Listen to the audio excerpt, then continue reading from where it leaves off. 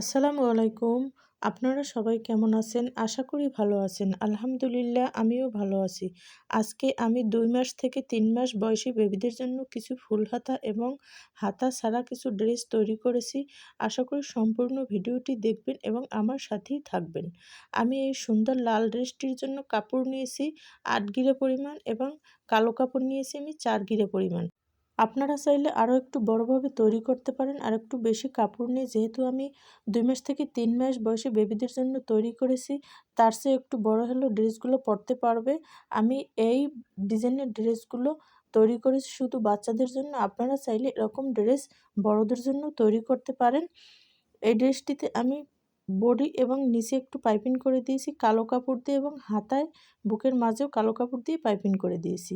আমি আরেকটি গোলাপি কালার ড্রেস কালো এবং গোলাপি কালার কাপড় দিয়ে তৈরি করেছি। এই ড্রেসটিতে আমি ৮ গিরা পরিমাণ গোলাপি কালার কাপড় নিয়েছি এবং ৪ গিরা পরিমাণে কালো কাপড় নিয়েছি। আপনারা চাইলে এরকম সুন্দর সুন্দর ড্রেস ডিজাইন দেখিয়ে বাসায় বসে তৈরি করতে পারেন এবং বাচ্চাদের জন্য একদম সহজে এরকম সুন্দর ড্রেস আপনি নিজেই চাইলে বেবিদের জন্য তৈরি করে নিতে পারবেন। আমি এই ড্রেসটিতে সুন্দরভাবে পাইপিং করে দিয়েছি। আপনারা চাইলে পাইপিং ছাড়াও তৈরি করতে পারেন। পাইপিং দিলে একটু ভালো লাগে, সেজন্য আমি এরকম পাইপিং করে দিয়েছি এবং নিচে একটু কুচি করে দিয়েছি। আপনারা চাইলে কুচি ছাড়াও তৈরি করতে পারেন। আমি কুচি একটা দিয়ে দিয়েছি।